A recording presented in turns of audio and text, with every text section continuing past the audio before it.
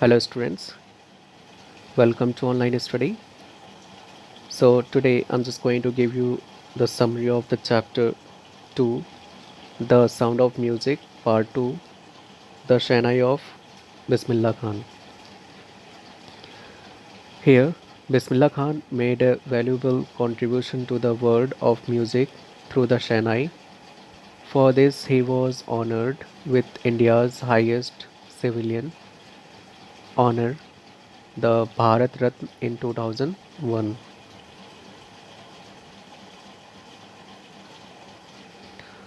He hailed from a family of musicians. He improvised many new ragas with the Shanai and thus placed it among other classical musical instruments. He won accolades on the international level too. The Mughal Emperor Aurangzeb banned the playing of the pungi in his royal court. He disliked the sound and so the pungi was turned to be a noisemaker.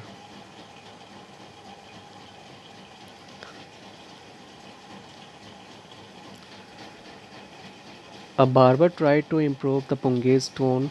He got a hollow stem, wider and longer.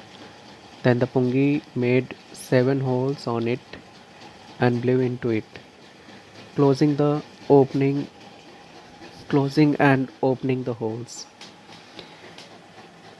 It produced soft, melodious music as this instrument had been developed by a barber called Nai in India and was played in the king's court called Shah.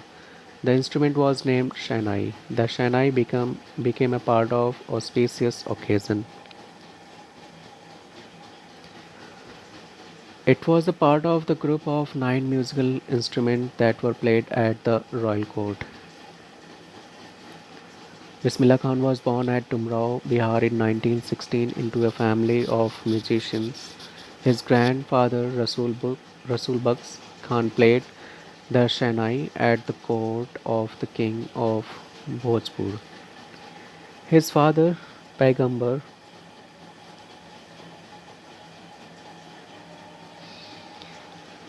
his father Paigambar Bux and his paternal was as well as maternal uncles were Shanai players. As a child, Bismillah Khan would visit the Bihariji temple to sing the Bhojpuri Chaita for which the king rewarded him with a laddu weighing 1.25 kg. At the age of 3, Bismillah Khan visited his maternal uncle Ali Bux at Banaras. He saw him playing the Shanai and was fascinated by it. At the age of 5, he started learning playing it. He would spend hours practicing at the temple of Balaji and Mangla Maya by the banks of the holy river Ganga. The flowing waters of the river inspired him to improvise, and Bismillah Khan invented ragas which were considered to be beyond the raga of the range of the Shanai.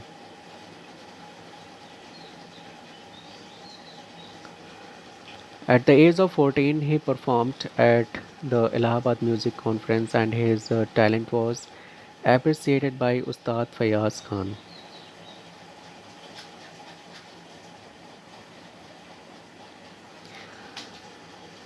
In 1938, he started performing from the from the Lucknow station of the All India Radio. The day India gained independence on 15th August 1947, Bismillah Khan performed from the Red Fort and greeted the country through his Shanai. He recited Rag Kafi, which was followed by Pandit Jawaharlal Nehru's famous Tryst with Destiny speech. Bismillah Khan performed all over the world. His first foreign performance was in Afghanistan, where the king was so impressed that he gifted him many souvenirs. Bismillah Khan composed music for 2 films, Hindi Hindi film title Goes Uthi Shehnai, and that is directed by Vijay Bhatt, and a Kannada film title that is Sanadhya Panna, and it was also directed by Vikram Srinivas.